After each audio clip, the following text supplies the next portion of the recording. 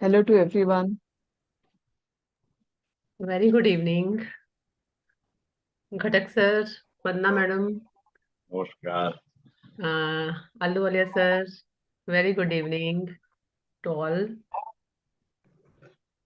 Namaste. Thank you very much. And all the best. Yes, sir.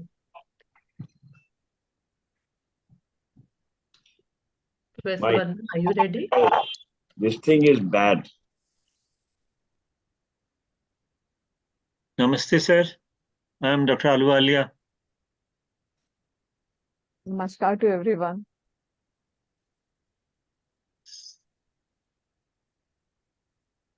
So, very good evening to all present here, and very warm greetings to Speaker of the Day, Professor Vandna Luthra from Gargi College, Thank you. Delhi. So, for the formal welcome address, I invite Dr. Sandeep from Kanya Thank you so much. Jalandhar. Yes, Sandeep, go with the. Thank you so much. Yes, ma'am. Thank you so much, ma'am. And good evening, everyone. I am Dr. Sandeep Kaur from PG Department of Physics, Kanya Mahavidyalaya, Jalandhar. I formally welcome you all on the 5th day of Quantum Week celebration named Alice in Quantum Land. I hope you all are finding this program very useful. Now, without losing much time, allow me to introduce today's invited speaker, Dr. Vandna Luthra, ma'am. Dr. Vandna Luthra is working as professor in physics at Gargi College, New Delhi. She has availed various prestigious awards like Boycast Fellowship from DST to work at University College London on gas sensing materials and Raman Fellowship from UGC to work at State University of New York for development of nanomaterials for energy applications. She has been visiting researcher at UCL UK. She has also received Thematic Partnership Award. She is a recipient of Meritorious Teacher Award by NCT Government of Delhi in 2012 and the Dinabandhu Sahu Memorial Award from Indian Association of Physics Teachers for the year 2017. She has received Excellence Awards for Teaching Excellence Award for Innovation and Best Innovative Idea by the University of Delhi for one of her innovative project, GC 204. She has completed research projects funded by DST, UGC, and 3 innovation projects by University of Delhi. Professor Luthra has completed 3 levels of trainings by IISER Pune in joint collaborations with MHRD, Newton Bhabha Fund, British Council, and later has served as a resource person for regional workshops on research-based pedagogical tools in different parts of India. She has acted as a resource person for mentoring and guiding UG students selected nationally by Physics Training and Talent Search. She has been incorporating many approaches of active learning for physics. She has been constantly encouraging students to own a mug scheme and awareness about e-waste collection. Recently, she has contributed a lesson plan for climate change to TROP ICSU and is keenly involved in trainings on effective pedagogical and digital literacy tools in various fields. She is nominated to participate as Master Trainer for Effective Pedagogy for Delhi Science and Technology Cluster under the Office of Principal Scientific Officer to Government of India. She is also engaged in organizing a range of activities under a Science Society grant of National Academy of Sciences, India Science Society Program. Currently, she has mentored students under Effective Education Cluster Innovation Center in Innovation with Blue Planet for awareness and advocacy towards waste reduction. She is an active member of Indian Association of Physics Teachers IAPT and Institute of Physics IOP UK. Her research interests include material science, electronics, nanotechnology, sensors, computational physics, and pedagogy. She has set up a physics research laboratory at Gargi College, which is being used for the supervision of PhD students as well as UG students under various schemes and summer projects.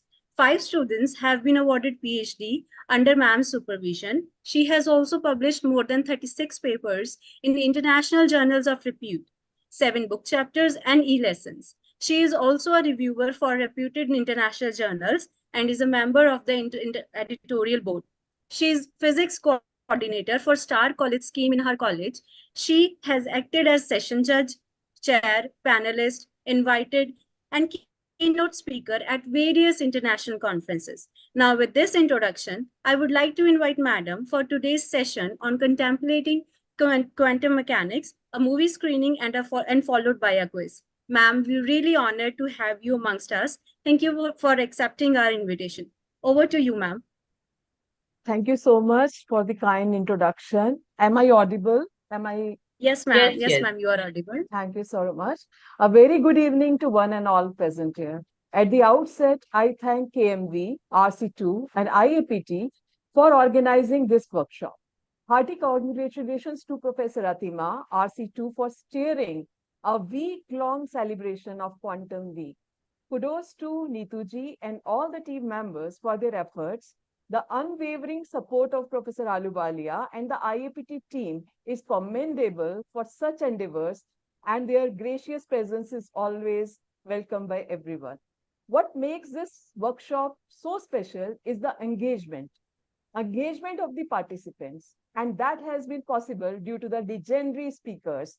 The lectures by Professor Arvind, Professor Ajoy Ghatak, Professor Deshmukh, and the esteemed panelists is simply extraordinary and exceptionally motivating. And their presence makes such a difference to everyone. The transition from quantum mechanics to quantum technologies is happening at an accelerated speed than ever before. And the talks of the handshake between AI and quantum may bring more technological advances. With the launch of the National Quantum Mission, capacity building and acquiring suitable skills are paramount. As rightly pointed out by the esteemed panelists day before, the knowledge of mathematical physics, complex variables, vectors, tensors is important, and it needs to be supplemented by computational physics, basic of quantum mechanics, and a 10-day workshop on this is about to start from 22nd of April. It is also a need of the hour to revisit the glorious era of Indian science. In this regard, it is also a need to celebrate the lives of Indian scientists, quantum Indians, namely Satyendranath Bose, Sir C.V. Raman, and Meghnad Saha. Let us celebrate their contributions and watch a movie, Quantum Indians. This movie will be followed by our online quiz, for which link will be shared in the chat box with a joining code. And the joining code also I will write in the chat box after the movie is over. This movie was presented by Professor Aluwalia in Gargi College, and I still remember how much it was appreciated by the students. So let us enjoy, learn, and celebrate Quantum Indians. And this way, all the participants are requested to keenly observe the movie because the quiz is going to be based on that. So with this introduction, I would be sharing my screen for the movie. And I would like to also mention here that we have amongst us Professor Ajoy Ghatak, who is a Meghnad Saha professor. So, sir, your presence is making this event even all the more important. Thank you so much. So, with this, I will be just sharing the movie Quantum Indians. Let us enjoy and revisit the golden era of the Indian science. Thank you so much.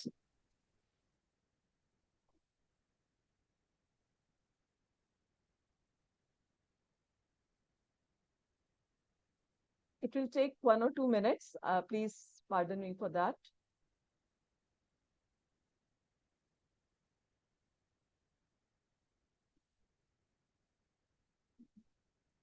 Just a moment.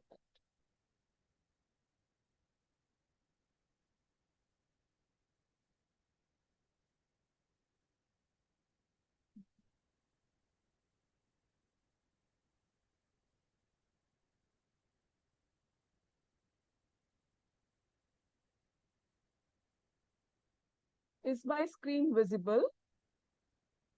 Yes, yes, Professor Vandna. Just a moment. And I can start the movie. Let us enjoy it.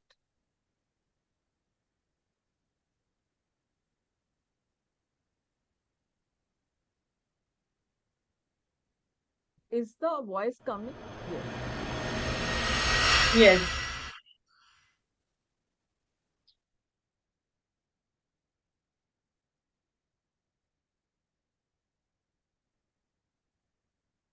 As a layman, I would now say, I think we have it.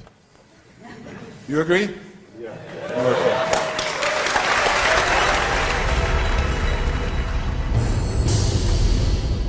While scientists at CERN were catching a glimpse of the first few moments after the Big Bang, people in India awoke to the realization that there was a Bose in boson.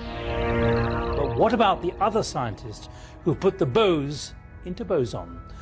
Sachendrath Bose came from Calcutta. He too laid the groundwork several decades ago for what's now being called the greatest scientific discovery of this generation.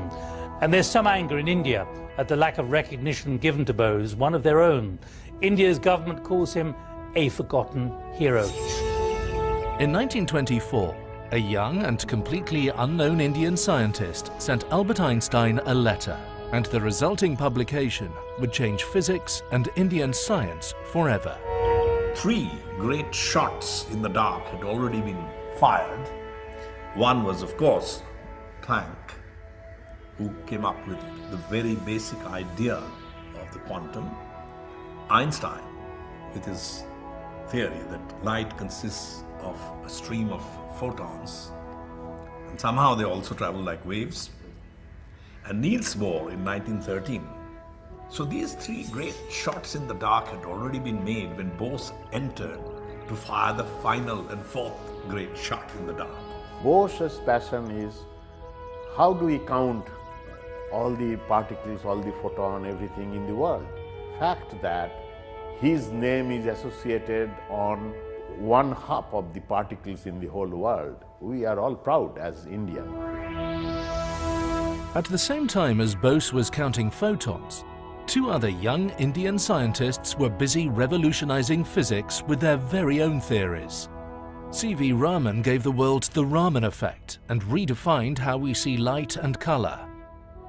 Meghnad Saha produced an equation that explains stellar radiation and is considered one of the fathers of modern astrophysics. Meghnad Saha, C.V. Raman, Satyam Bose were the character who wanted to do first time in India, and which is first time also in the world. That was their passion. All 3 scientists started their illustrious careers at Calcutta University in 1917. All became fellows of the Royal Society, and one of them, Raman, was awarded India's first and only Nobel Prize for Science. He cried on the stage. He said, my poor country does not have a flag of our own, so I cannot claim that I have come here as an Indian. But who were these remarkable men? How did they overcome colonialism, British rule, racism, inadequate funding and limited resources to place India at the cutting edge of world science more than 20 years before independence?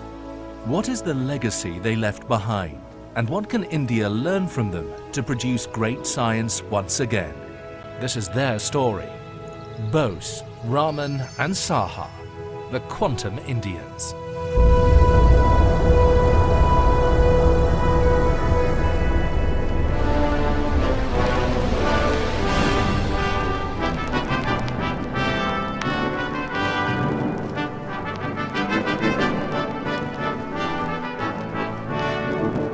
In 1917, a new spirit was blowing through the streets of Calcutta. The grand capital of British India and the jewel of the empire was stirring with revolutionary activity. The partition of Bengal in 1905 had reinitiated a movement to free India. At Calcutta University, a very different revolution was underway. A revolution in science. Indian science had a long and rich history.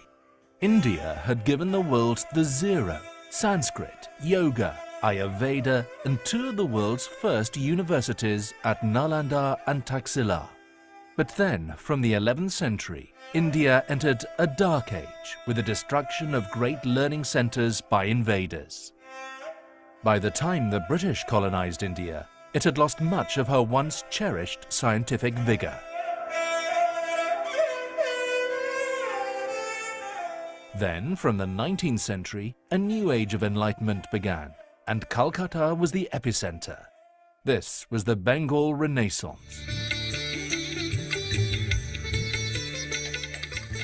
Raja Rammohn Rai is the pioneer of Indian Renaissance. It is Raja Rammohn who first wrote to British government in 1823 December that India needs a science institution. Roy founded Hindu College in 1817, educating Indians in English for the first time.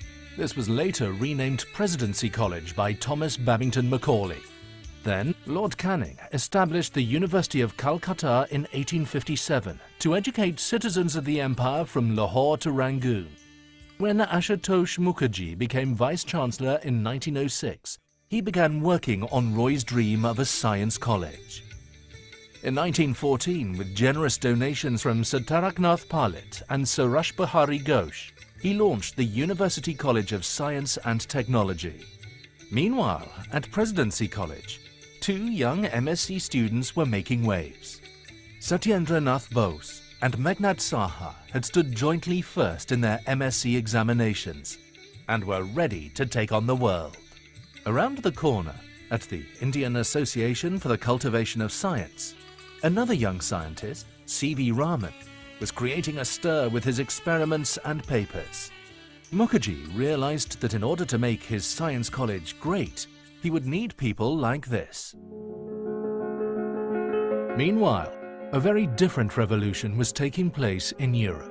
The old physics of Newton and Maxwell was being turned on its head.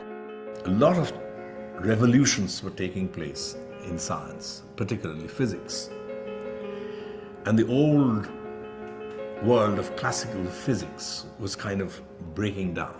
The first revolution was in the atom. The Greek philosopher Democritus had first proposed that the universe was made up of atoms in the 5th century BC. Everyone assumed that atoms were solid, indivisible objects. Then, in 1897, J.J. Thomson discovered that the atom was not solid at all, but made up of tiny corpuscles. The billiard ball model of the atom was shattered, and science would never be the same again. The second revolution was in light. Newton said light consists of particles like bullets, and he constructed a very successful theory. Then somebody discovered wave-like property of light, and that happened in the 19th century. Then the notion of corpuscular theory of light was abandoned. The third revolution was in radiation. When a hollow black body was heated, it was meant to radiate spectrum at an infinite rate along a straight line. But this did not happen, and a curve resulted that seemed to come back on the spectrum. No one could explain this. Europe was completely puzzled. And then Planck somehow wrote down a formula which fits this curve exactly and accurately fits all the experimental data. Having written down that formula, he wanted to derive it from some theoretical framework. Max Planck came to the conclusion that energy was being let out in discrete energy quantities or particles. He called these particles quanta. The equation came to be known as Planck's law. This was the beginning of the quantum age. Then 3 amazing developments occurred. Einstein demonstrated that light was both a wave and made up of particles he called light quanta. Lord Rutherford discovered the solar system model of the atom, with a dense positive nucleus and electrons spinning around it. And finally, Niels Bohr demonstrated that those electrons could only move at the quantum energy levels predicted by Planck. So these 3 great shots in the dark had already been made when Bose entered to fire the final and 4th great shot in the dark.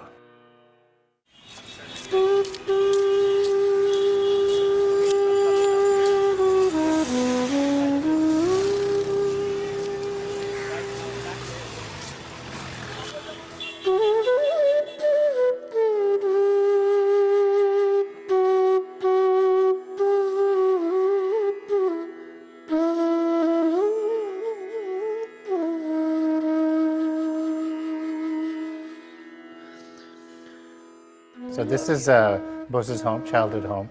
He was born here in 1894. The house hasn't changed very much there. His room was there, and that's where he spent all of his time in his older years. There's stories abound about, during the famines and everything, how he would go out and take his food and away from the table and feed the kids outside. And so that he had a kind of kindness and gentleness throughout his life, and that was his personality. When he was younger, his father used to write sums here on the courtyard. So that's where the first mathematics actually started here on the ground. All my life, I had really heard about Bose and how great famous my Dadu was. My parents always told me, oh, you know, your grandfather worked with Einstein. And I used to go into bookstores and always look for the Einstein section, the biography section. But I used to take down every book of Einstein and flip to the back of the index and look up B. And so there was always Bose. It made me feel good in a way, you know. And you know, in high school they start teaching you physics, and I mentioned to my physics teacher, oh, you know, Bose is my grandson. He goes, oh, you must be a genius. I unfortunately disappointed him. Satyendra Nath Bose was born in Calcutta in 1894. His childhood was immersed in art, culture, music and education. He demonstrated a flair for mathematics very early on and amazed his teachers with his abilities. In 1914, he married Ushabati, and together they had 9 children. I was his student. I think I was the last one who did his PhD with him. He was already a grand old man of physics at that time, a national professor. And it was just by chance that I went to see him one day. While we were talking, he suddenly said to me, "Tui amar shonge kaj korbi? You want to work with me?" I couldn't believe what I was hearing. And I became a junior scientist attached to the national professor of physics, S.N. Bose. Oh, he was a towering figure and an icon whose name was associated with Einstein. When Bose got to Presidency College in 1910, he studied applied mathematics with Saha.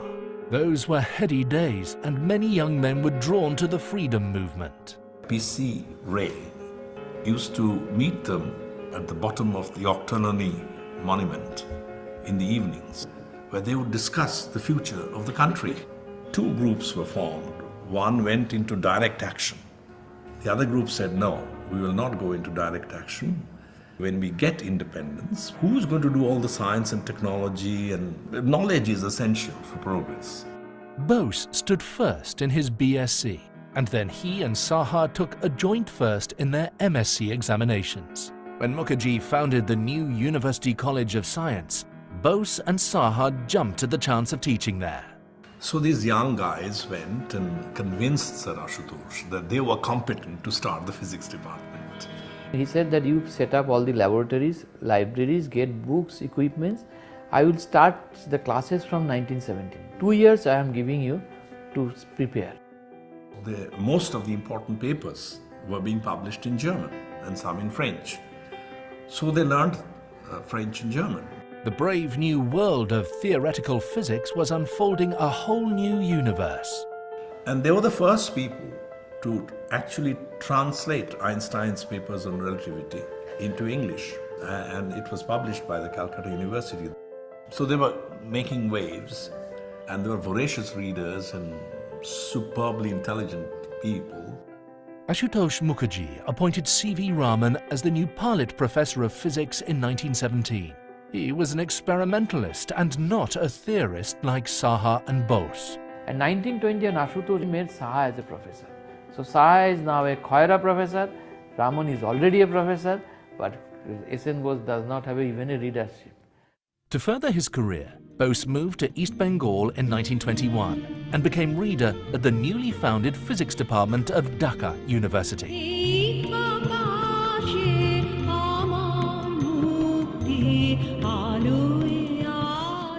In 1924, while teaching a class on quantum physics, Bose had a eureka moment. Bose had been very dissatisfied with the way Planck's law was being derived in Europe. Earlier, Ludwig Boltzmann had developed a mathematics using probability and statistics to predict how gases worked in a closed thermodynamic system. Bose realized that he could apply statistics in a novel way to predict the number and probability of Einstein's photons using Planck's equation in the same way. And new statistics would be needed that could work at the quantum level to count photons. This was Bose's great breakthrough. What he showed was that in the case of photons, classical statistics doesn't hold. It's a new statistics, which is now of course called Bose statistics. So there are new kinds of objects which people were not aware of. So the first paper was called Planck's Law and the Light Quantum Hypothesis. He sent his paper first to the Film Mag in Britain, but it was turned down. And then, in one of those seminal moments in history, he decided to send his paper to Albert Einstein. It was a bold decision and became one of the great moments in modern science. Respected sir, I have ventured to send you the accompanying article for your perusal and opinion. I am anxious to know what you think of it. So Einstein was delighted. He said, this is what I was looking for. So my photons are not like classical billiard balls, they are bosons. And so overnight, Bose became a very, very famous name in the world of physics. Einstein then sent a postcard to Bose saying his work was a beautiful step forward. When Einstein's postcard arrived, Bose became an overnight celebrity and was immediately granted permission to travel to Europe to meet Albert Einstein.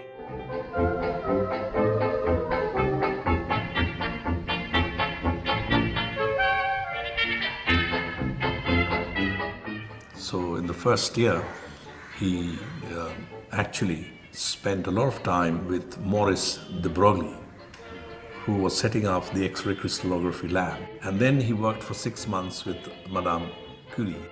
He proceeded to Berlin the next year, and in addition to meeting his hero Einstein, he also met some of the leading theoreticians of the age. Einstein was so impressed, he said, Bose's way of counting should not only apply to photons, it should also apply to material atoms. That was Einstein's extension of Bose's idea. You get a quantum gas of material particles, and finally, that at very, very low temperatures, everything can condense. If all the particles condense into the lowest energy state, then you have a new state of matter, which has now come to be called the Bose-Einstein condensate. Now in 1928, Paul Dirac wrote a very famous book called Principles of Quantum Mechanics. And in that book, he coins the two words bosons and fermions. So, you can say that half the particles in this universe are bosons. And as somebody said, as long as there is light in this universe, there will be bosons everywhere. It's one simple idea in Dhaka completely revolutionizes everything, and then, of course, Bose becomes a household name, or rather boson. Bose returned to Calcutta University in 1945.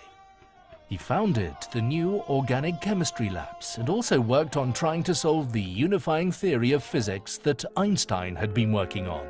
So Einstein used to call it the unitary field theory. He found it very odd that there were both waves and particles. And he proposed a theory which would do this. But there were various objections, and Einstein started communicating with him again. And Bose wrote this paper and was very eager to go and actually discuss this with Einstein. Einstein passes away before the meeting takes place. And the story is that when this news arrived, he simply tore up that paper and threw it into a waste paper basket. So there is this unfinished symphony hanging there. Rabindranath Tagore dedicated his seminal work on science to Bose after hearing about him from Einstein. In 1956, Bose became Vice-Chancellor of Tagore's newly created university at Shantiniketan. The vision was to bring about a scientific revolution in Bengal, but Bose faced obstacles from the status quo at every turn. and after 2 years he returned, frustrated, to his home in Calcutta. But things turned around that year, and Bose was finally inducted as a Fellow of the Royal Society. And then, in 1959, in recognition of his achievements, Prime Minister Nehru appointed Bose the first National Professor of Physics. At that time, Bose had started teaching at the Indian Association for the Cultivation of Science, which Raman once had made famous. When he became national professor that he would get a fellowship research grant till end of his life, he did not choose Calcutta University. He thought IACS is the best place. People sometimes tell that Bose didn't get Nobel Prize. But how many Nobel Prize winners' name are learned by every physics student? Bosons are so fundamental, Bose statistics is so fundamental in modern physics that it's one of its cornerstones. The whole edifice would simply collapse without it. So, what was Bose's great contribution to physics? Well, without Bose's statistics, we would not have been able to count photons and predict their behavior. Nothing we take for granted today, like lasers, fiber optic communications, superconductors, or the future in quantum computing, would have been possible without Bose's counting methods. And without bosons, we would never have understood how matter came into being after the first few moments of the Big Bang, or what makes up most of the universe at the quantum level. He also dedicated himself to making science available to Bengalis in their mother tongue. This became his life's mission. He said, look, when I talk about learning science through the mother tongue, I am not thinking of people like you who will be actually doing science. For people like you, you will have to learn all the languages that you need to learn. But I'm talking about the average Indian. Does he have to learn a foreign language just to be able to follow the basic things about science? How is that possible? Bose spent the rest of his life teaching at IACS and his room at home, managing the Science Association of Bengal, meeting people from all walks of life, playing the Esraj and the flute, discussing philosophy, and teaching young minds about the new frontiers of science. Finally, on the 4th of February 1974, Satyendranath Bose passed away, and it was said that with his passing, an era ended. An era of great men who created science in India. After all, if one has lived through so many years of struggle, if at the end he finds that his work has been appreciated, he feels that he doesn't need to live long. তুমি কেমন করে গান করো হে গুণী।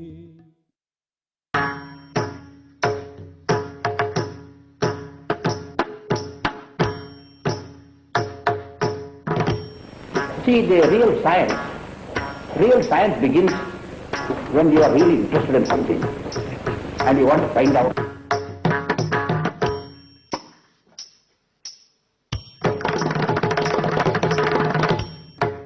And he was actually cremated over there.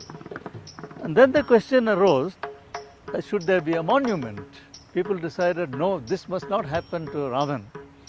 And a fitting tribute to him should be a tree.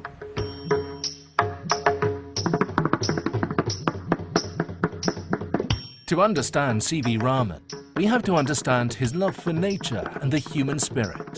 He believed that the human spirit never ceases from questing. Why was the sea blue? Why do flowers have colors? How does the tabla make its sound? Why did crystals refract so much spectrum? Raman was a man of many contradictions. A great teacher, but an intolerant perfectionist. A simple man at heart, but a supreme egotist. A recluse, yet he loved children and teaching. But without doubt, a genius. Chandrasekhar Venkat Raman was born in November 1888 into a conservative Tamil family. He was surrounded by learning and tradition as his father was a lecturer at Presidency College, Madras. He became the youngest student at Presidency College and completed his MA at 18. As a young man, he was influenced by Edwin Arnold's classic book, The Light of Asia, as it explored the life of the Buddha, who overcame the problems of his age through intellect and willpower. 1907 was a turning point in Raman's life. He received his MA that year. He was married to his wife and lifelong partner Lokasundari and had 2 sons with her. And then he sat for the Indian Financial Service exam. There he stood first and he got a job as Assistant Auditor General, Government of India. And since Calcutta was the capital, the head office of this Auditor General was in Calcutta. So that is how he came. One day, while taking a tram to work, he noticed a sign outside the Indian Association for the Cultivation of Science. And he entered and he found an excellent, outstanding library, very good equipments. And he said, I can start working here immediately. He loved spending his mornings and evenings at the association. And by 1909, he had published his first paper in Nature magazine on the effects of vibrating strings. When Mukherjee asked him to become the first Palit Professor of Physics, Raman jumped at it. His experiments and publications at IACS and Calcutta University made him world famous. On a trip to Europe in 1924, he was amazed by the rich blue color of the Mediterranean Sea. This resulted in a paper he wrote on board the ship entitled On the Molecular Scattering of Light in Water and the Color of the Sea. This was the beginning of his love affair with light scattering that would eventually lead to his Nobel-winning discovery. When light falls on any matter, piece of matter, material, my forehead, for example, is also material. When light is scattered, the color of light changes actually. This change in the color, it's what we call the Raman effect. Raman and his student Ramanathan and his another student K.S. Krishnan, they separately reported same phenomena. If you pass green light through a liquid, and you will get a very weak yellow light, a very small fraction. What's happening is the light which is coming in probably has just one wavelength, one component, very pure. But when scattered, it generates many different light beams or different wavelengths. A light, of course, carries energy. When it falls on matter, it makes those atoms and all vibrate. So part of the energy of the light is given to these vibrations. And remaining part is what gets scattered out. This scattered light is a fingerprint of the material. This fingerprint is so unique that you do all material science these days using Raman effect. You have to measure the wavelength correctly. So he has no money to buy a spectrograph. He wrote to G.D. Birla, give me money to buy a spectrograph, and if you give me the money, I promise I will bring a Nobel Prize in 1 year. So G.D. Birla actually gave him money. Then he became very nervous. Somebody else can also publish. So the first paper he sent to Nature in telegram, and he wrote everything in a nice form of a full paper with spectra, with equations, everything, and he published from Indian Journal of Physics, and he sent the papers by post to several Nobel laureates, Rutherford, Niels Bohr and others, that I believe this is a Nobel Prize winning discovery, you must nominate me for the Nobel Prize. He called a press conference 28th February 1928. It came on the next day that C.V. Raman claimed that he has made a very important discovery and this might get Nobel Prize. And this is why 28th February is called National Science Day. Now, why did this discovery attract the attention of people like Niels Bohr and Einstein in Europe and the great Sommerfeld, whose students were creating this new revolution? Does matter also behave as a quantum object, or can we continue to describe matter as we had described it from Newton's time? And that is where the importance of Raman's discovery came in. In 1928, Sommerfeld was visiting Japan when he heard about Raman's discovery in February 1928. Let me go to Calcutta and see for myself whether this. So he came to Calcutta. He was convinced that this was a real discovery. And sure enough, as soon as he went back to Europe, all these great guys joined together and proposed Raman for the Nobel Prize. The Nobel Prize winning telegram came to him on 15th of November 1930.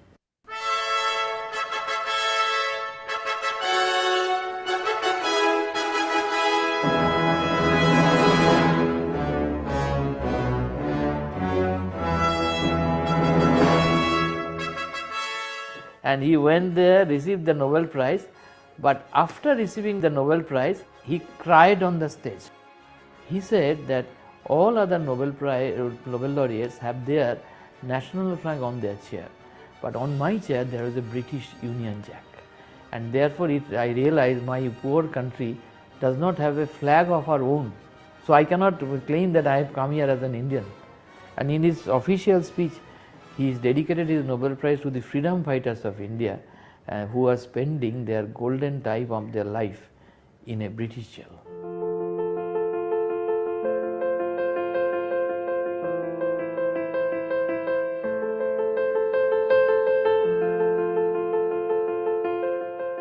This is the spectrograph which Raman used to record the first Raman spectrum, and you can see the photograph of young Raman at the age of 40, and this is the replica of Raman's Nobel Prize. You can see C.V. Raman, 1930, written in the Roman letters.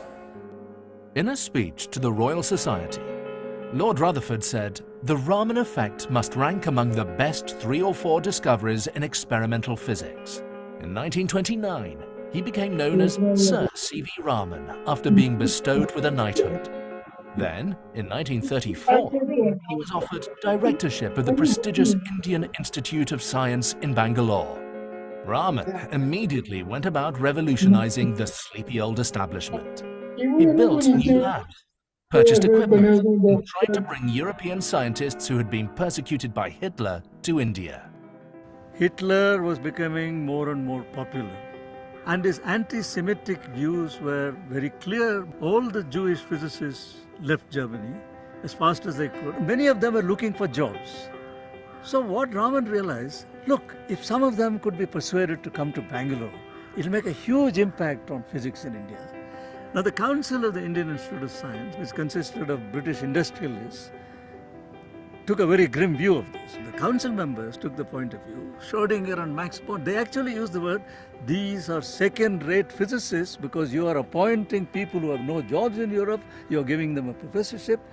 And so this went all the way up to the Privy Council in London, and then Raman was forced to resign. He was contractually obliged to teach there and spent the next 12 years teaching, researching and nurturing young minds. When he had first arrived in Bangalore, the government of Mysore granted him a large piece of land next to the IISc in recognition of his Nobel Prize. In 1934, he established the now famous Indian Academy of Science there, with the vision of making it a world-class body in the mould of the Royal Society. Raman's real dream was to set up his own research institute, and when he retired in 1948, he established the Raman Research Institute at the same place. He couldn't keep Raman away from students. So even in this institute, in his retirement, you had a bunch of brilliant students for about 10 years. He designed and built all the buildings and labs himself, planted the trees and gardens, conducted research into crystals, musical acoustics and optics. The institute was also home for Raman and his wife Lokasundari until the end of their lives. It was his very own haven of knowledge and beauty. This was a wonderful time in his life. In 1960, after 10 years of great work, the institute took a turn away from teaching, and Raman became a hermit-like recluse. Around 1960, Raman decided not to have any more students because he had disagreement with the government, and he was made a national professor. Nehru was willing to give funds, and Dr. K.S. Krishnan was very influential with Nehru. But Raman rejected all that because they said, look, all you have to do is once a year you have to send some annual report. Raman, in his characteristic fashion, he said, I don't have to send any such thing to you. If you don't want to give me the money, if you want to put fine prints condition, I don't want your money. A fallout of that was that he could no longer support students. He built high walls around the grounds, put a large lock on the gate, and had a sign warning people to keep out.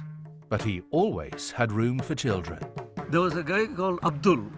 Abdul will come to Raman and say, some children have come to the gate, sir. So Raman will personally go to the gate, open the gate, bring them in, lock the gate, and spend the day with them, wandering around in the gardens, telling them about the trees and the flowers and the butterflies and so on. I have met some of these people, how that 1 or 2 hours they spent with him, how that passion has rubbed off on them. There are 2 components to Raman's legacy.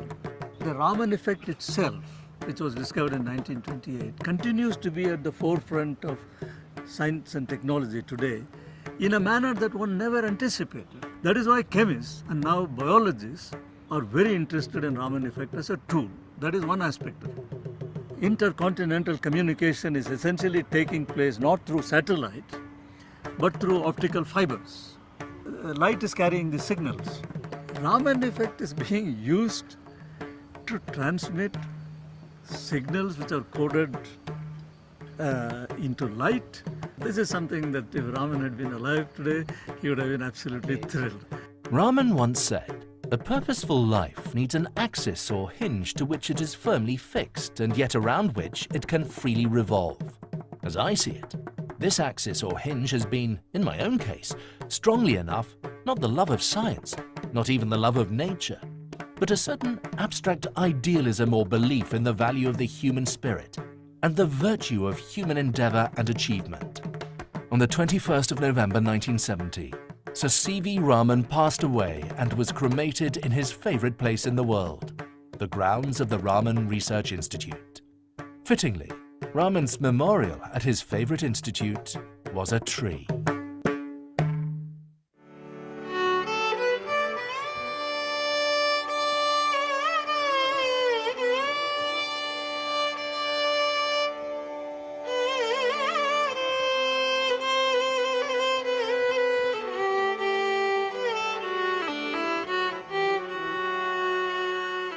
My dear friends and colleagues, this is a day to celebrate as our institute is putting the name India in the world scenario of science. Professor Saha has realized the immense potential that nuclear science had for the country's development and wanted his Institute of Nuclear Physics to have major research facilities. And I can only say that we are still following his path, and all this proposal was his dream.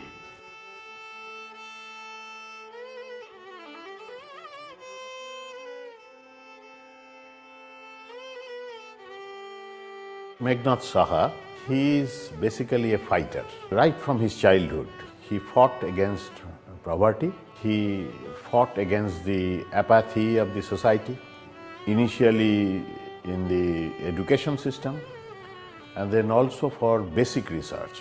He was trying to say that unless India is at the forefront of physics research, as a country we can never become a developed country. Saha wanted to build a new India.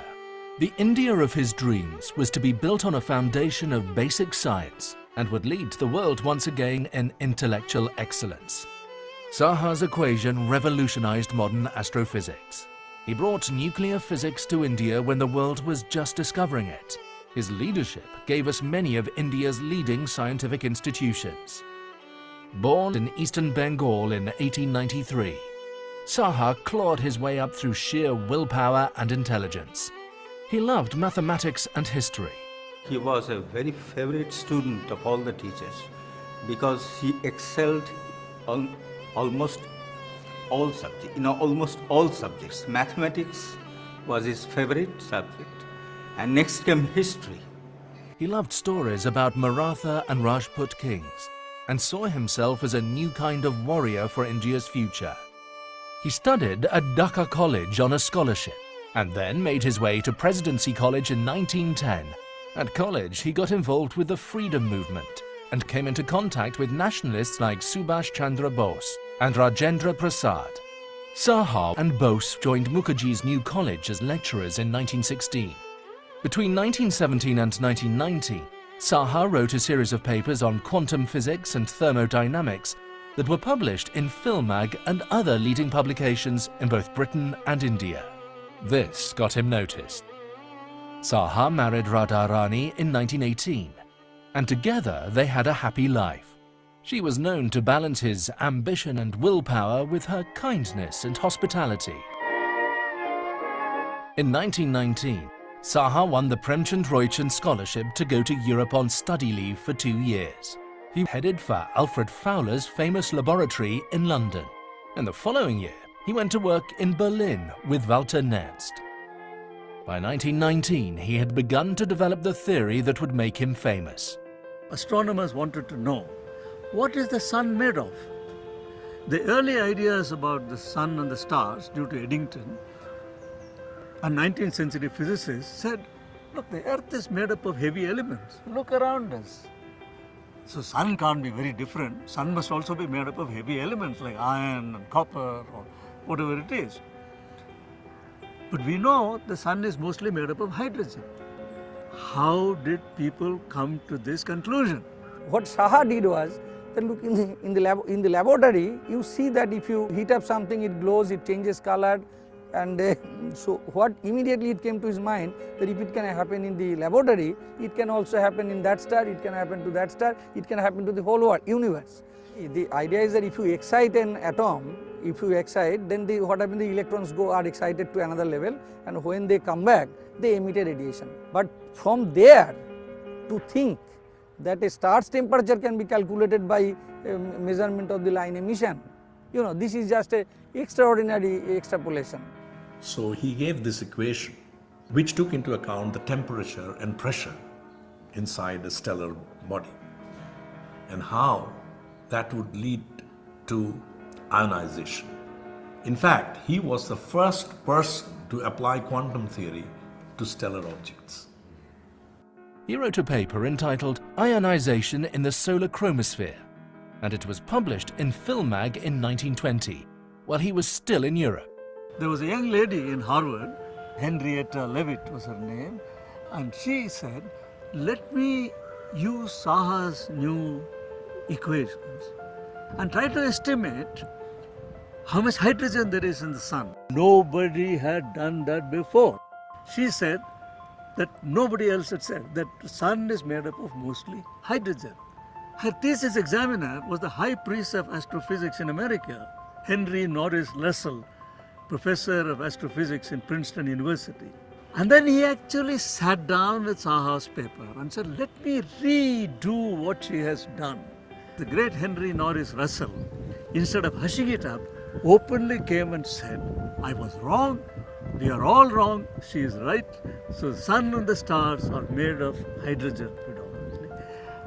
And therefore you can see, although Saha's equations were, in a sense, a small extension of the existing theory, quantum theory of atoms, which was emerging due to Bohr and his colleagues and so on. It was not a huge step like Bohr took. It was not a huge experimental step like Raman did. But it led to a tremendously profound application in astronomy where precisely this sort of tool was needed to interpret the spectrum of the stars. He returned to Calcutta in 1921, and his new reputation as an international scientist earned him the Cairo professorship. But by 1923, his requests for grants and funding for new labs and research facilities were rejected, and he decided to leave Calcutta and head for the United Provinces. At Allahabad University, he built a new physics department. In 1927, Saha was made a Fellow of the Royal Society. In 1930, Saha was nominated for a Nobel Prize for his work on stellar ionization. Saha finally took on the role of institution builder that year with the founding of the United Provinces Academy of Sciences. He also joined the IACS in Calcutta, where Raman was still the honorary secretary. Saha returned to Calcutta and his alma mater in 1938 to become the Palit Professor and head up the physics department. Meghnad came back from Allahabad University as a Palit professor. At that time, Netaji Subhash Bose became President of Congress. He proposed that India should have a planning commission. So this was set up in 1939 with Jawaharlal Nehru as the chairman. Meghnad was a member, and Meghnad started planning about many things, like atomic energy should be introduced. He started teaching nuclear physics in 1940. and by 1947 launched the Institute of Nuclear Physics at Calcutta University. After his death, this became known as the Saha Institute of Nuclear Physics. In 1944, he became secretary of IACS, and by 1946 was president and running the whole place. His dream was to make IACS the national academy he had dreamt of. Up to that point, IACS was a club, only one faculty, people can freely come and go, but there is no faculty position, no director, no professor position. He said this cannot be an institute. He said he wanted some 20-30 faculty positions, a new campus, much bigger one, lot of money and assured government grant. Saha also realized that the only way he could get change accelerated was by joining politics. And in 1952 he became an independent member of the Indian Parliament. Ironically, his end was as dramatic as his life, as he died of a massive heart attack on the stairs of the planning commission he had helped set up in New Delhi.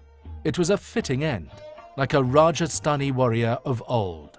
He taught us how to keep your head high and keep fighting, so that the fundamental research, basic research is done in the country in a good way. And what a life he had.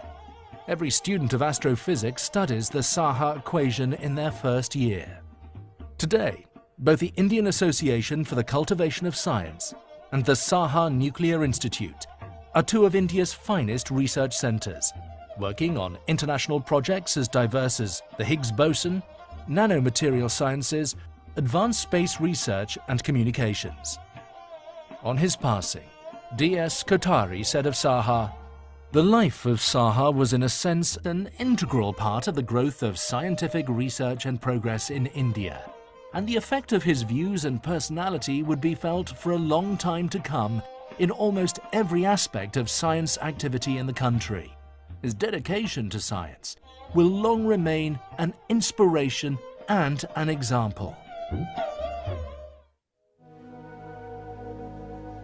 What did the quantum Indians give us? Bose gave us the Bose-Einstein statistics and condensates, and all bosons were named after him. Raman gave us the Raman effect and India's first and only Nobel Prize for Science. His genius and leadership helped shape some of India's leading institutions and scientists. Saha not only revolutionized astrophysics, but also built a substantial part of India's science infrastructure in its early days after independence. India seems to have lost its love affair with basic science and research, as technologies and engineering were urgently needed for development and progress. But today, things are turning around as India emerges as a global power. The universities and scientific institutions are once again working together, and Indian scientists are collaborating and publishing all over the world. We are seeing many giant leaps forward in material and nanosciences, astrophysics, space research, cosmology, pharmaceuticals and medicine. So, what can we learn from Bose, Raman and Saha today? Bose said, "Never accept an idea as long as you yourself are not satisfied with its consistency and logical structure on which the concepts are based." Saha said, "Scientists are often accused of living in the ivory tower and not troubling their mind with realities, but science and technology are as important for administration nowadays as law and order. I wanted to be of some use to the country in my own humble way." And Raman was characteristic in his own way. No, but I think the chief thing is to take some pleasure in your work. Personally, I myself say that our salvation is in our own hands. If we in this country make up our mind that we go through something, we'll find something to do, and we shall certainly get a place in the stimulus is very needed. See, a stimulus is sometimes they say it is not a spirit of mutual admiration. To a certain extent, a criticism, even hostility, provided it is not carried too far, is good for a man. There is a surplus in man, which makes man different from all other animals. Man is the first animal who is known to have created things. Man is the first animal who realized that there is a whole wide world around us, and man wants to know. So God knows what is coming next.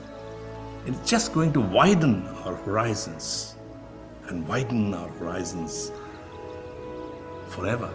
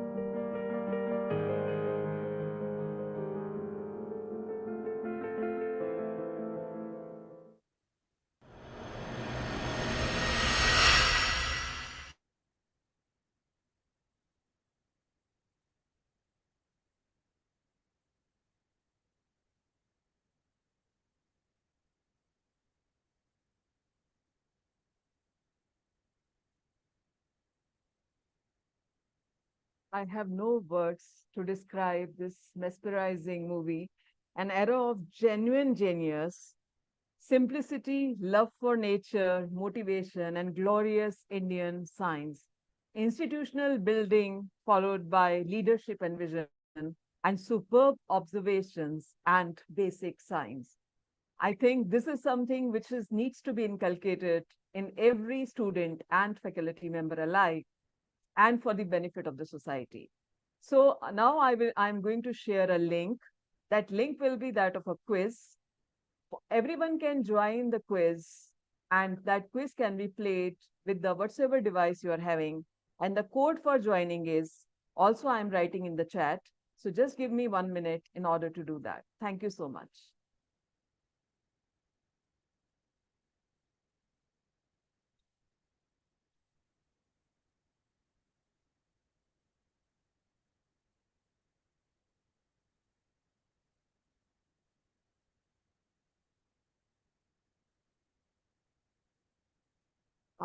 And this movie was accorded with a national award. I think we should salute to Raja Chaudhary and all the makers of the movie to make such an inspirational movie for all of us. Thank you. So I'm sharing a link here in the chat. This link has a code 9999. With that, everyone can join the quiz. It will be displayed on the screen also, and questions will be visible in the link also. So I will take again 1 minute in order to open the quiz, and till that time, everyone can join with this link.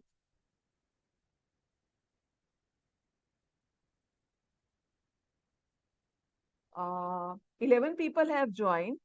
I am just going to share my screen again. Please allow me with that.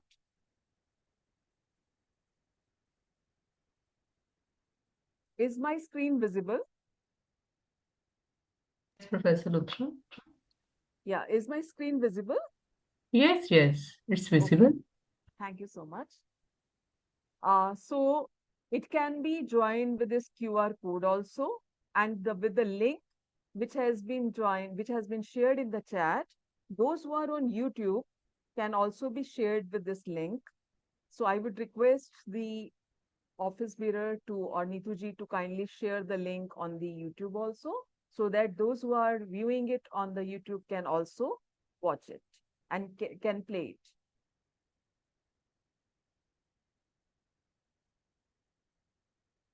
Forty people have joined in, 41, 43. We will wait for 1 to 2 more minutes so that everyone can join in. I have not yet started playing it, so voting has not started. Actually, I have not started the quiz yet. So should I begin the quiz, or should we wait? Professor Vandna, let's wait for just 2 minutes so that YouTube streamers can join. Okay, fine.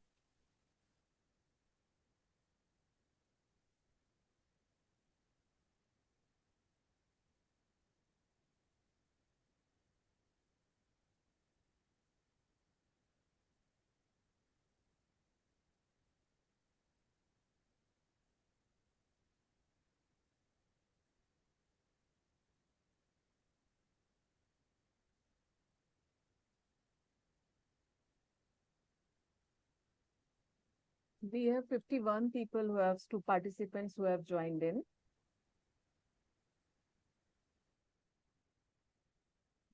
The time allocated for each question is going to be approximately 35 to 40 seconds. And there are approximately 22 questions, which are very simple.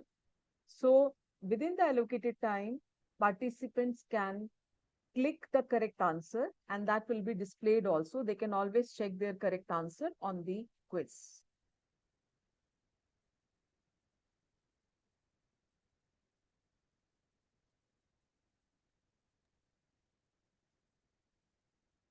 Dr. Sandeep, please confirm, is it done on the YouTube streaming? Yes, ma'am, it is. It has been given in the group as well. Okay. Yes. Thank you. Okay, ma'am. One problem I am facing that this bar is clashing with the quiz. So I can take it up. Yeah. Should I start now? 62 people have joined in. Sure. Sure, Professor Vandna. Okay. So the first question is, with what accuracy were the Higgs boson announced by CERN?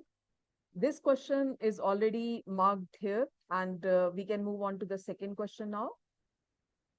Time allocated is 40 seconds. So Higgs particles were discovered at, so timer has started. Participants are requested to kindly answer. 15 people have answered it. 23 people have answered it. The number is increasing and time is also decreasing of the timer. 42 people have answered it out of 76 who have joined the quiz. I hope the number is visible on the screen. Yes, it's visible. Yes. So time is up. 64 people out of 81 have answered it, and they have answered it correctly. 88% have answered correctly as CERN. So moving on to the next question. Who wrote a letter to Albert Einstein and in which year? And the options are Bose 1924, Bose 1934, Saha 1924, and Saha 1934. 20 people have already answered this question out of 86.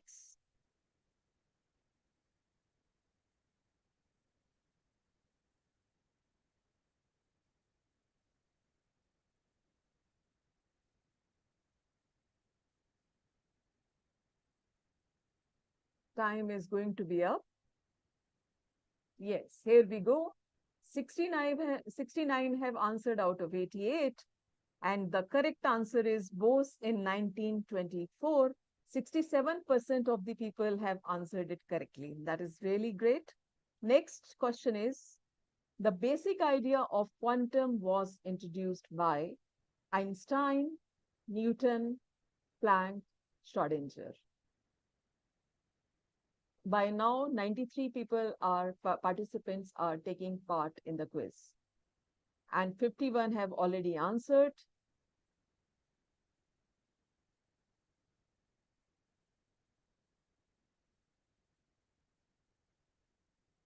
"71 have answered out of 96.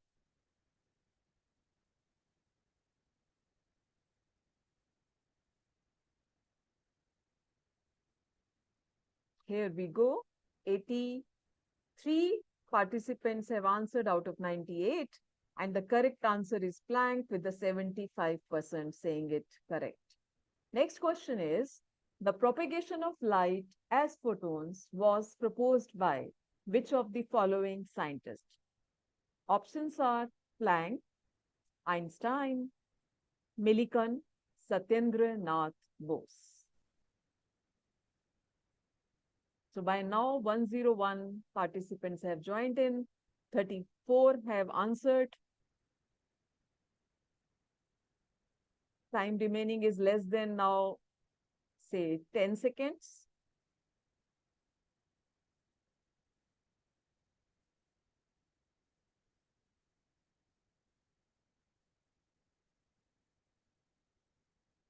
And 89 have answered out of 107. And the correct answer is Einstein with 58% saying it correct. Next question is, where did Sir C.V. Raman, Satyendra Nath Bose, and Meghnad Saha start their illustrious career, and in which year were they members of the Royal Society? And the options are Calcutta University, 1917. Yes is for the question. Next question, were they members of the Royal Society? So the options, 4 options are visible on the screen. Time remaining is approximately 10 seconds and 30. By the time I read the number goes very high. And right now, the number is reaching 77 out of 109 have answered the question. And in this case, I think there are multiple answers. And the correct answer is Calcutta University in 1917. And all of them were a member of the Royal Society. Moving further on, we have the next question, that is question number 7. Who wrote to British government that India needs a science institution? Who founded Hindu College in Calcutta?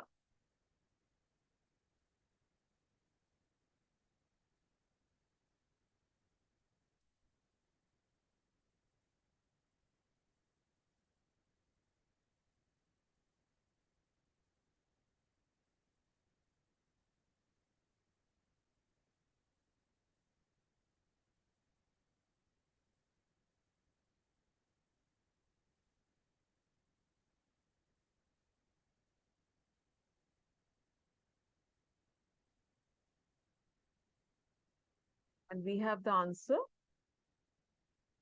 Moving further on, who had realized the dream of Raja Ram Mohan Roy of establishing a science institution?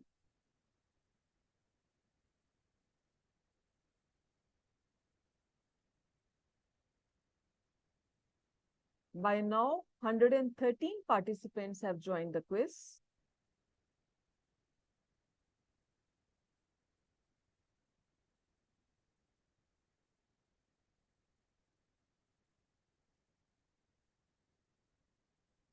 Time remaining is less than few seconds.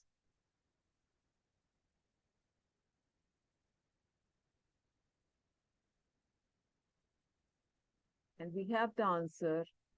And the correct answer is Ashutosh Mukherjee. Moving further on, who stood joint first in MSc at Presidency College? S.N. Bose and M.N. Saha, S.N. Bose and Sir C.V. Raman, M.N. Saha and Sir C.V. Raman, S.N. Bose and R.R. Roy. 117 participants are taking part in the quiz by now. That is quite nice. And 46 have already answered. Time remaining is approximately 10 seconds.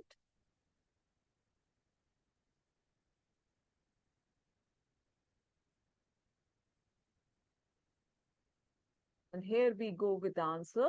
And that is 62% are saying S.N. Bose and M.N. Saha, which is a correct answer. And in this round, 92 out of 119 participants answered the quiz.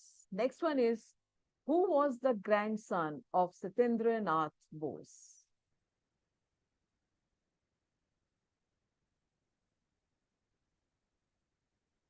Falguni Roy, Falguni Ray Chaudhary, Falguni Sarkar, Falguni Tandon.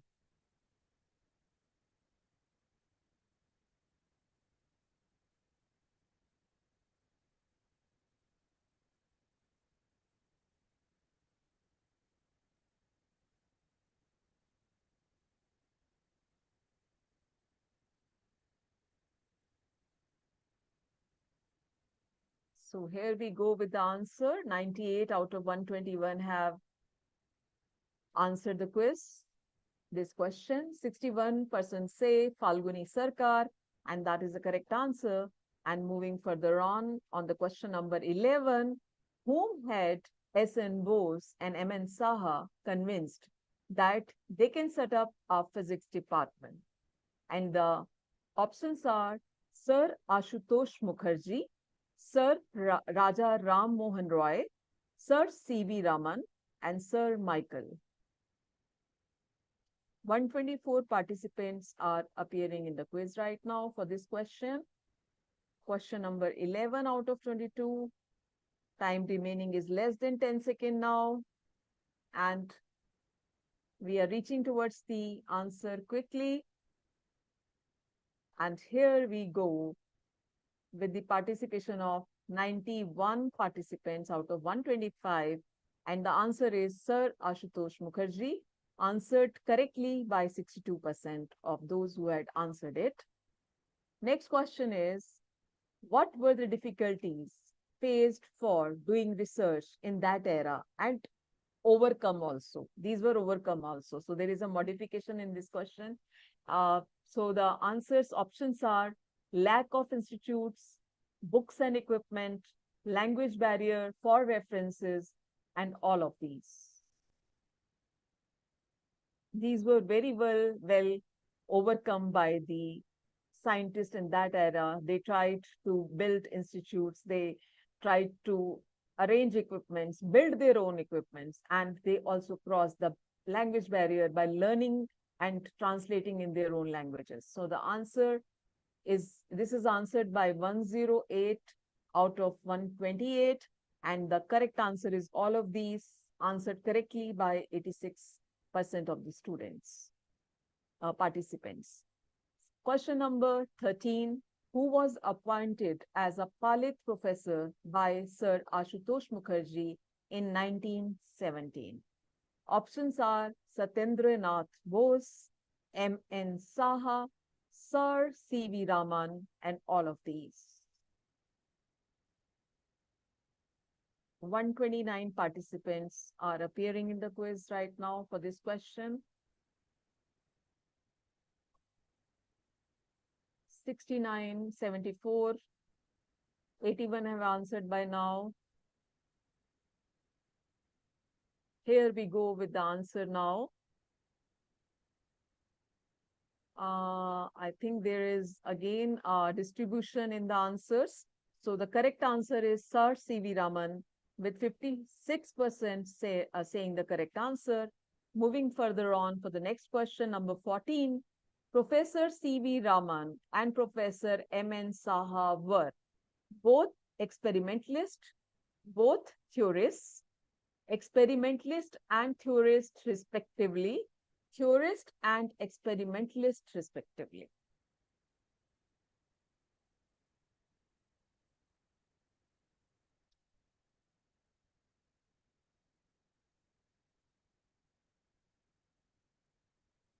We have answers by approximately 71 by now, 78, 82, 90, and 98 have answered 103.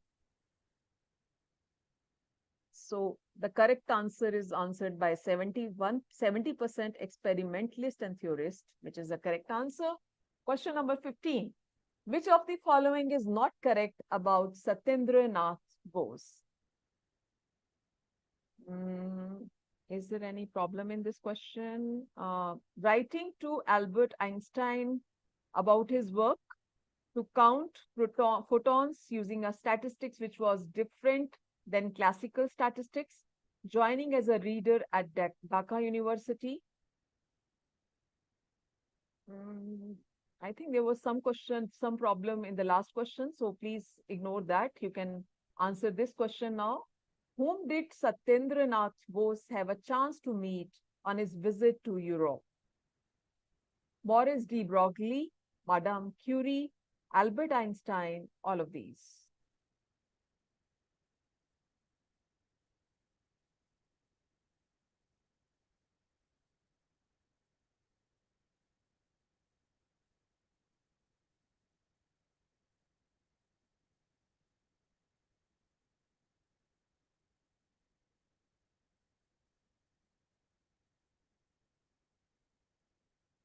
106 out of 132 have answered.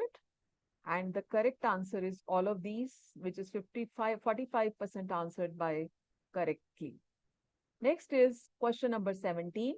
Who had coined the term bosons and fermions? Maurice de Broglie, Madame Curie, Pauli Dirac, Albert Einstein.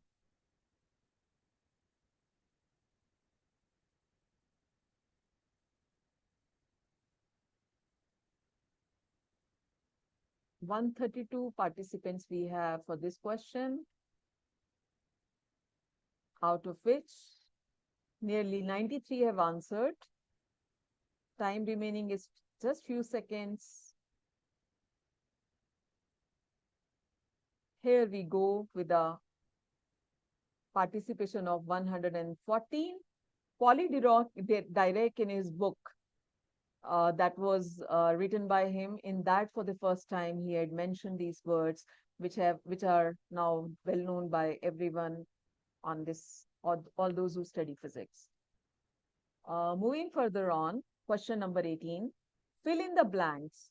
Dash dedicated his seminal work on science to Dash after hearing about him from Dash. And the options are Einstein, Bose, Tagore, Tagore, Bose, Einstein, Einstein, Saha, Bose, Einstein, Bose, Saha.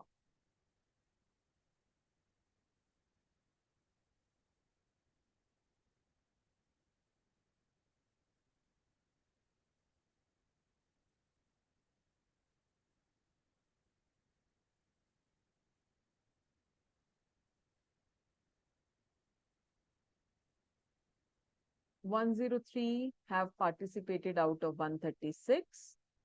This was our 18th question. Here the answer seems to be distributed. So the correct answer is Tagore, Bose, Einstein. Next is, in which year was Bose appointed the first national professor of physics? 1956, 1957, 1962, 1959.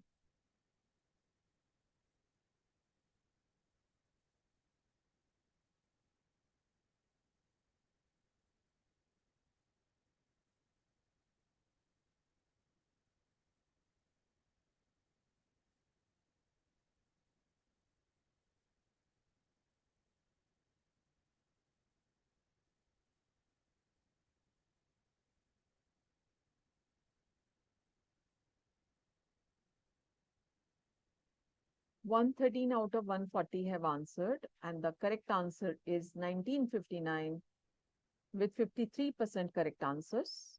Next question is question number 20. Bose-Einstein statistics are applicable to which type of particles?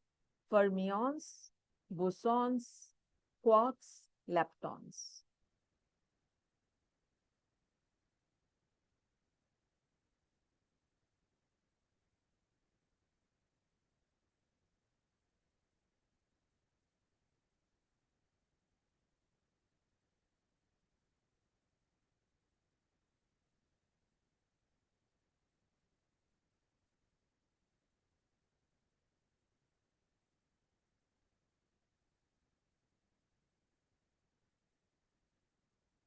One 115 out of 143 have appeared in the quiz. We have the 21st question. National Science Day in India is celebrated on which date to commemorate the discovery of Raman effect?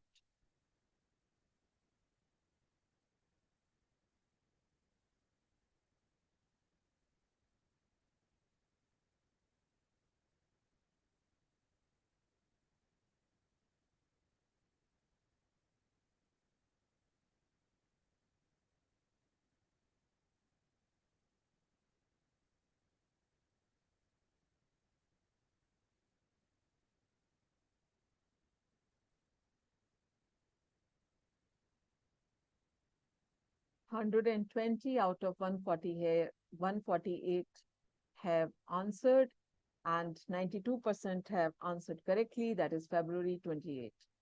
I was expecting in this case we could have got the 100% answer, but it's fine. Next one is question number 22. What did Meghnad Saha's ionization equation explain? The behavior of particles in a Bose-Einstein condensate, the emission spectra of stars, and the ionization states of elements in stellar atmospheres, the behavior of particles in a Fermi gas, the quantum mechanical behavior of electrons in atoms.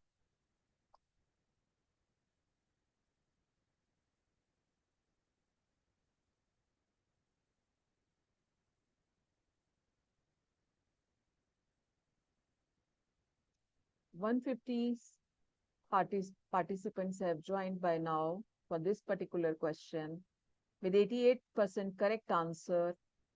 That is the emission spectra of stars and the ionization state of elements in stellar atmospheres. With this, we have the results with us.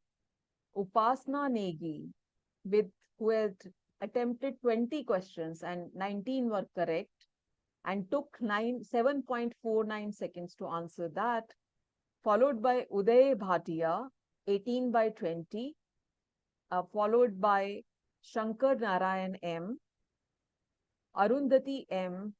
I think there is a tie in all these, followed by Jyoti. Jyoti also could answer 18 out of 20 questions. There is a question which was the hardest, in which basically I think there were 3 dashes. I think that question was the hardest, in which 32% students participant had answered, but in rest I think the percentage was more. So with this, I think hearty congratulations to all the winners of this particular quiz, which was an online quiz. And I think winning or losing is not that important. Participation is more important. So I think I can congratulate to all the participants. And this way of learning is also useful when you have any documentary or any movie and which you say go through and then try to retain. After viewing that, you try to retain things. And in that case, you can view it again and again in order to retain further and further and consolidating on those particular aspects of learning. These days, lectures are available online.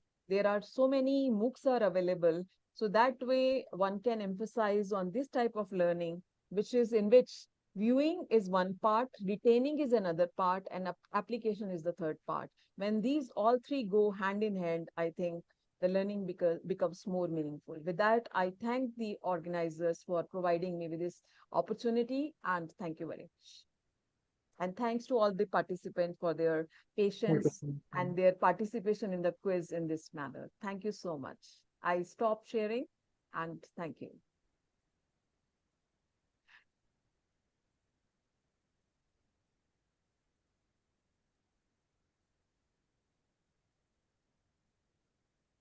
Thank you so much, ma'am. There is one request from a student that if they are asking for the link of the video that you have shared today.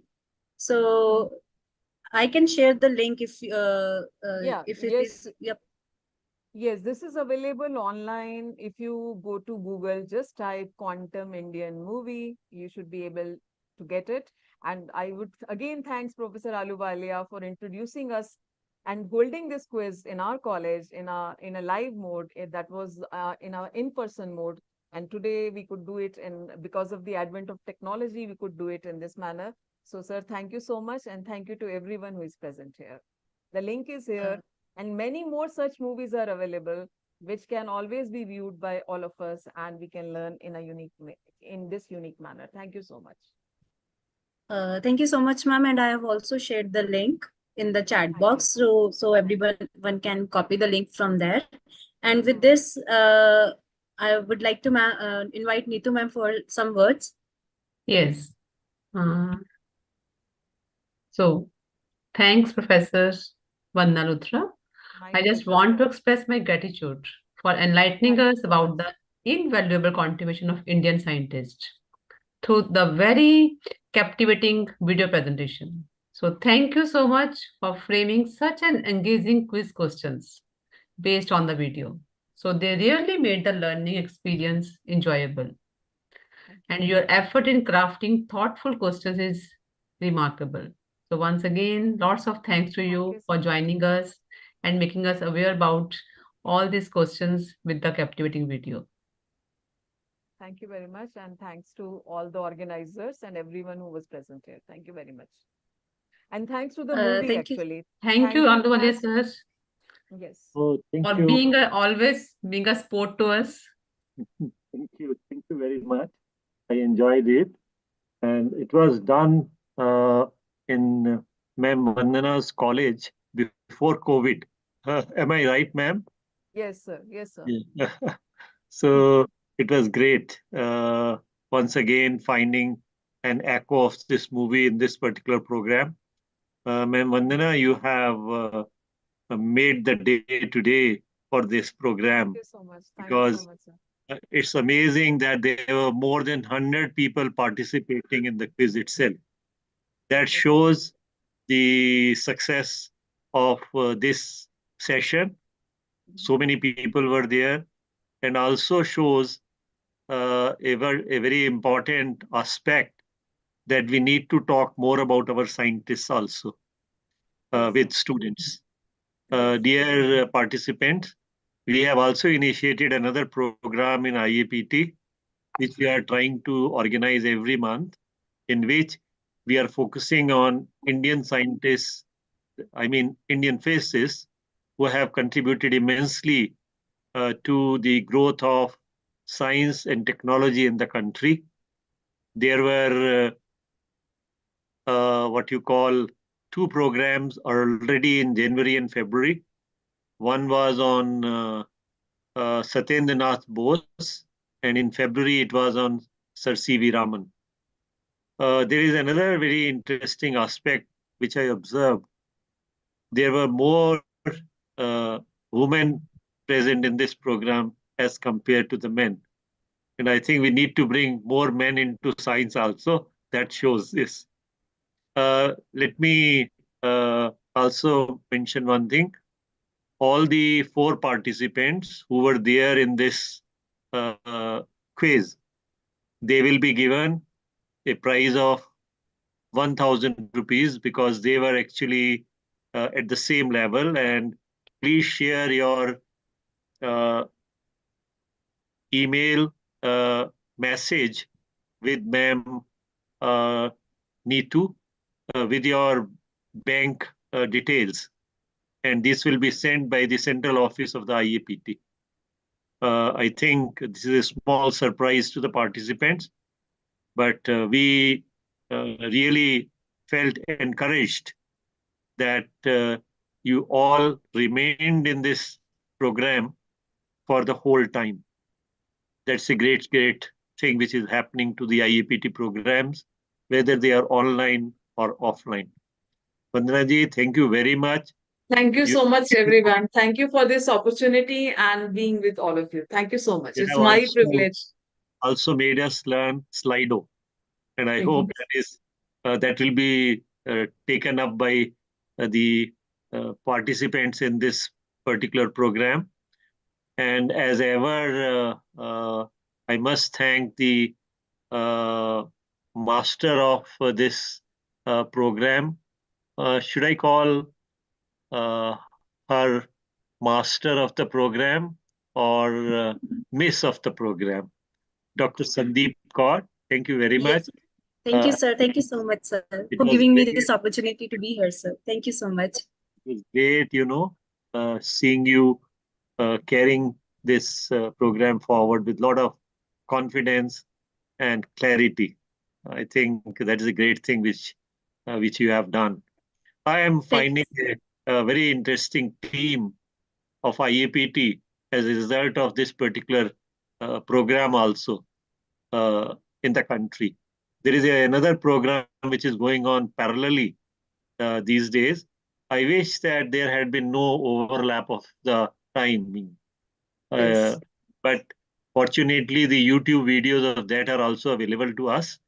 And we will share those links with you on our website as well as through any other forum, WhatsApp, etc., also, so that you can go and revisit. Let me tell you, dear participants, these programs are not ordinary programs. The kind of things which have happened in these two programs are worth watching with your students also. You have got a resource in your hand which you can use in your classrooms. I think that is what modern technology has made us do. Thanks to COVID, once again, that we have learned so many things so quickly and we are adapting to these so fast. Look at it in one of the questions, there were 113 people participating. I was also participating. And, still my responses were not good because I lost the screen in between also. So I got about, 14 correct out of 20. So I think I should thank myself that I could do that.